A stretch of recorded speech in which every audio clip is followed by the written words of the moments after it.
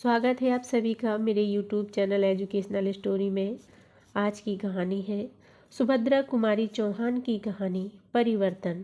अगर आपको हमारी कहानी पसंद आए तो कृपया हमारे वीडियो को लाइक एंड सब्सक्राइब जरूर करिएगा। कहानी शुरू करते हैं।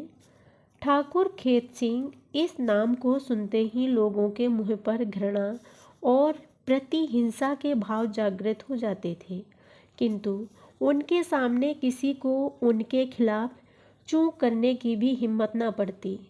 प्रत्यक्ष या अप्रत्यक्ष किसी भी रूप से कोई ठाकुर खेत सिंह के विरुद्ध एक तिनका ना हिला सकता था।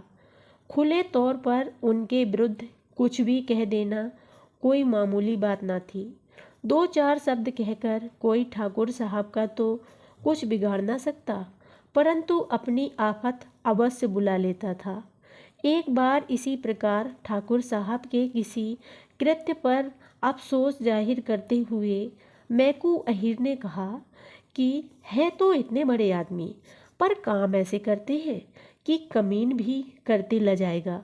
बस इतना कहना था कि बात नमक मिर्च लगकर ठाकुर साहब के पास पहुंच गई और बेचारे मैकू की सामत आ गई। दूसरे दिन ड्योढ़ी पर मैकू बुलाया गया। दरवाजा बंद करके भीतर ठाकुर साहब ने मैकू की खूब मरम्मत करवाई और साथ ही यह ताकीद भी कर दी गई कि यदि इसकी खबर जरा भी बाहर गई तो वह इस बार गोली का ही निशाना बनेगा। मैकू तो यह जहर कैसा घूंट पीकर रह गया, किंतु मैकू की स्त्री सुखिया से न रहा गया।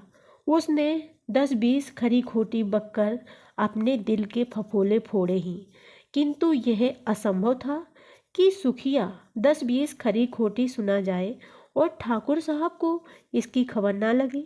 नतीजा यह हुआ कि उसी दिन रात को मैकू के झोपड़े में आग लग गई और उसकी गेहूं की लहराती हुई फसल घोड़ों से कुचलवा दी गई। दूसरे दिन बेचारे मैकू को बोरिया बंधना बांधकर वह गांव ही छोड़ देना पड़ा। ठाकुर खेत सिंह बड़े भारी इलाकेदार थे। 16,000 सालाना सरकारी लगान देते थे। दरवाजे पर हाथी झूमा करता, घोड़े, गाड़ी, मोटर और भी ना जाने क्या क्या उनके पास था। 2 संतरी किरच बांधे 24 घंटे फाटक पर बने रहते। जब बाहर निकलते सदा 10-20 लठत जवान साथ होते।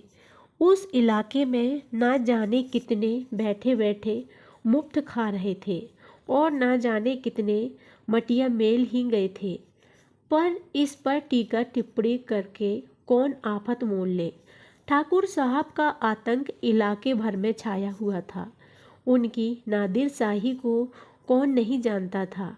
किसी की सुंदर बहू बेटी ठाकुर साहब की नज़र तले पड़ भर जाए और उनकी तबीयत आ जाए तो फिर चाहे आकाश पाताल एक ही क्यों न करना पड़े, किसी न किसी तरह वह ठाकुर साहब के जनान खाने में पहुंच ही जाती थी।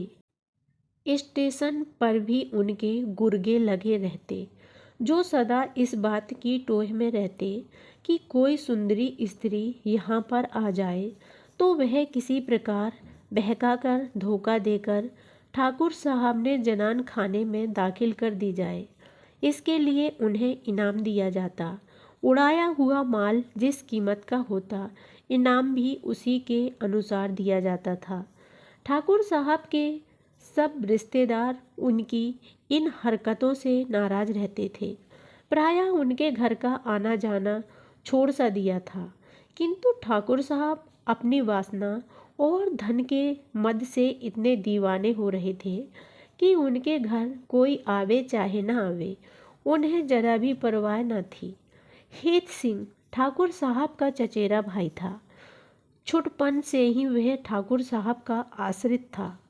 ठाकुर साहब हेत सिंह पर स्नेह भी सगे भाई की तरह रखते थे। वह बीए फाइनल का विद्यार्थी था। बड़ा ही नेक और सच्चरित युवक था। ठाकुर साहब के इन कृत्यों से हेत सिंह को हार्दिक घृणा थी। प्रजा पर ठाकुर साहब का अत्याचार उससे सहा न जाता था। एक दिन इसी प्रकार किसी बात से नाराज होकर उसने घर छोड़ दिया। कहाँ गया कुछ पता नहीं। ठाकुर साहब ने कुछ दिन तक तो उसकी खोज करवाई, फिर उन्हें इन व्यर्थ की बातों के लिए फुर्सत ही कहाँ थी।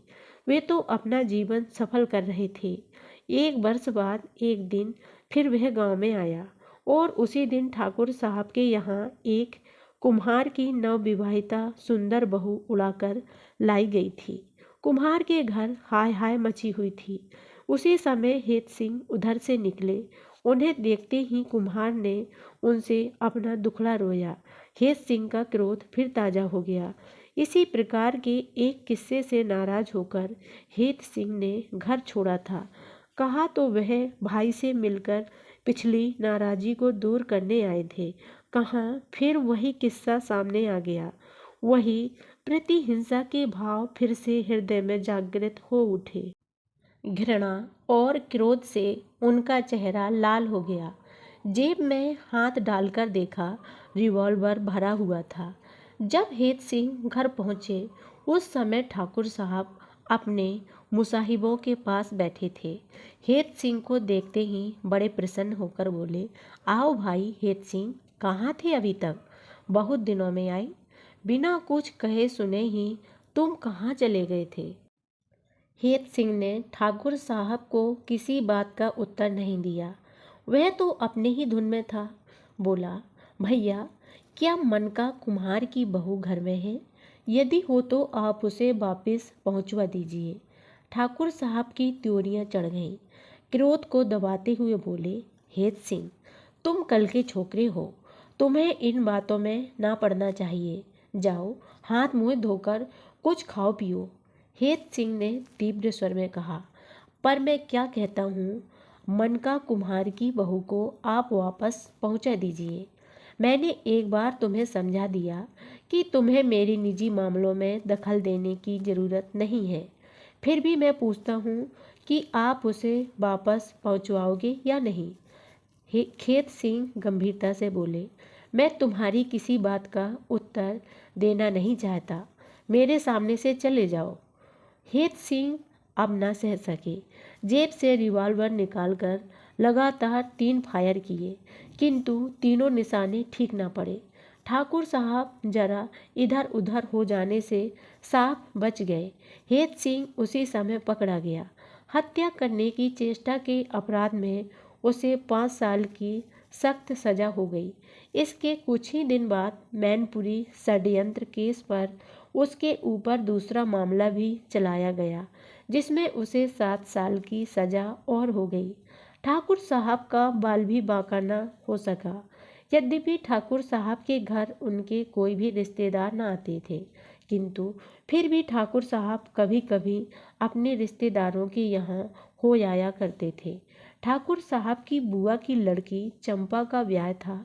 एक मामूली छपा हुआ निमंत्रण पत्र पाकर ही वे विवाह में जाने को तैयार हो गए।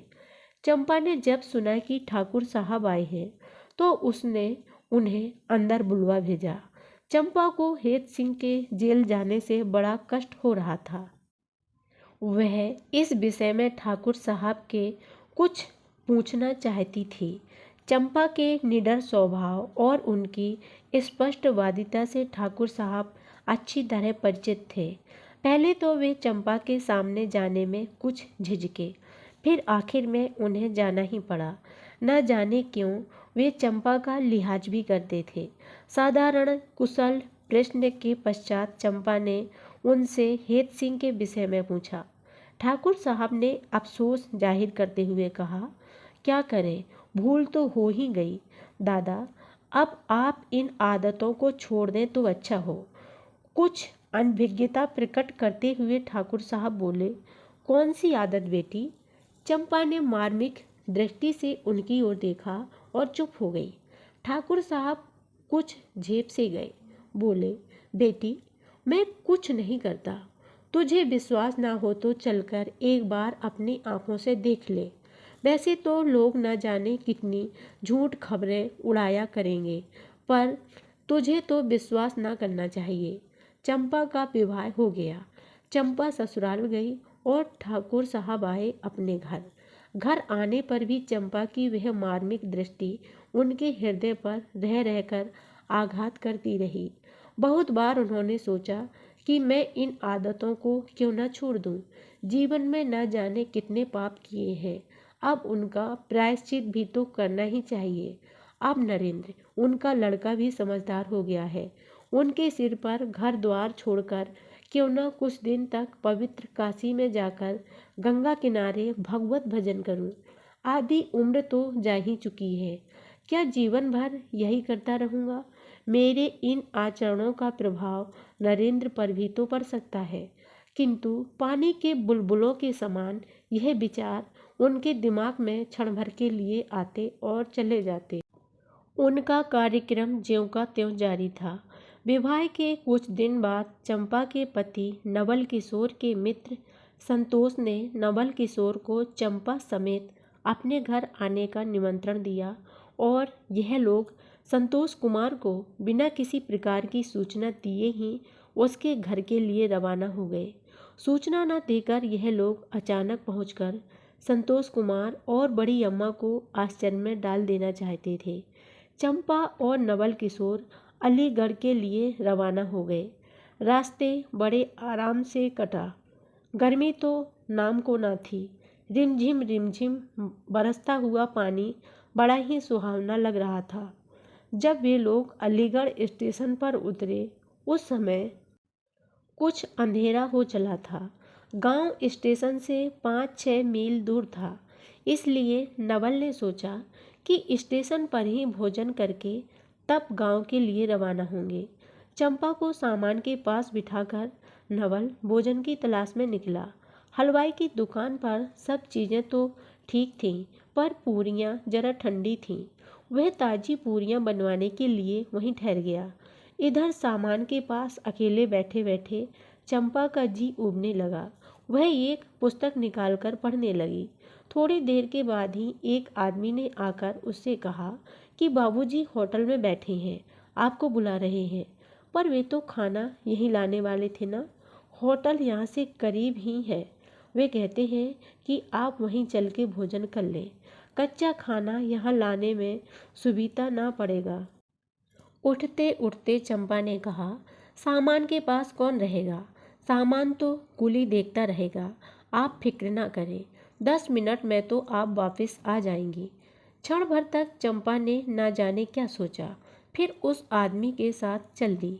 स्टेशन से बाहर पहुंचते ही उस आदमी ने पास के एक मकान की तरफ इशारा करके कहा, वह सामने होटल है, बाबूजी वहीं बैठे हैं। चंपा ने जल्दी जल्दी पैर बढ़ाए। पास ही एक मोटर खड़ी थी। उस आदमी ने पीछे से चंपा को उठाकर मोटर में डाल दिया। मोटर 9-11 हो गई। चंपा का चीखना चिल्लाना कुछ भी काम ना आया। आध घंटे के बाद जब नवल खाना लेकर लौटा तो चंपा का कहीं पता ना था। इधर उधर बहुत खोज की, गाड़ी का एक एक डिब्बा ढूंढ डाला, पर जब चंपा कहीं न मिली तो लाचार हो पुलिस में इंतिला देनी पड़ी। परदेश में वह और कर ही क्या सकता था, किंतु वहाँ की पुलिस भी ठाकुर साहब द्वारा कुछ चांदी के सिक्कों के बल पर सब कुछ जानती हुई अनजान बना दी जाती थी। फिर भला एक परदेसी की क्या सुनवाई होती। जब नवल किसी प्रकार चंपा का पता न लगा सका तो वह संतोष कुमार के गांव भी न जा सका। वहीं धर्मशाले में ठहरकर चंपा की खोज करने लगा। मोटर पर चंपा बेहोश हो गई थी। होश आने पर उसने अपने आप को एक बड़े भारी मकान में कैद पाया। मकान की सजावट देखकर किसी बहुत बड़े आदमी का घर मालूम होता था। कमरे में चारों तरफ 4 बड़े बड़े शीशे लगे थे। दरवाजों और खिड़कियों पर सुंदर रेशमी पर्दे लटक रहे थे। दीवारों पर बहुत सी अश्लील और साथ ही सुंदर तस्वीरें लगी हुई थीं। एक तरफ एक बढ़िया ड्रेसिंग टेबल रखा था जिस पर श्रृंगार का सब सामान सजाया हुआ था। बड़ी बड़ी अलमारियों में कीमती रेशमी कपड़े चुने हुए रखे थे। जमीन पर दरी थी। दरी पर एक बहुत बढ़िया कालीन बिछा था। कालीन पर 2-3 मनपसंद करीने से रखे थे। आसपास 4-6 आराम कुर्सियां और कोच पड़े थे। चंपा मसनद पर गिर पड़ी और खूब रोई। थोड़ी देर बाद दरवाज़ा खुला और एक बुढ़िया खाने की सामग्री लिए हुए अंदर आई। भोजन रखते हुए बोली, यह खाना है, खा लो। अब रो पीट कर क्या करोगी? यह तो यहाँ का रोज ही का कारोबार है। चंपा ने भोजन को हाथ भी न लगाया। वह रोती ही रही और रोते रोते कब उसे नींद आ गई वह नहीं जानती। सवेरे जब उसकी नींद खुली, दिन चढ़ आया था। वहाँ पर एक स्त्री पहले ही से उसकी कंघी चोटी करने के लिए उपस्थित थी। उसने चंपा के सिर से कंघी करनी चाहिए, किंतु एक झटके से चंपा ने उसे दूर कर दिया। वह स्त्री बड़बड़ाती हुई चली गई। इस प्रकार भूखी प्यासी चंपा ने एक दिन और 2 रातें बिता दी। तीसरे दिन सवेरे उठकर चंपा शून्य दृष्टि से खिड़की से बाहर सड़क की ओर देख रही थी। किसी के पैरों की आहट सुनकर ज्यों ही उसने पीछे की ओर मुड़कर देखा, वह सहसा चिल्ला उठी, दादा! ठाकुर खेत सिंह के मुंह से निकल गया बेटी। उस दिन से उस गांव की किसी स्त्री पर कोई कुदृष्टि न डाल सका।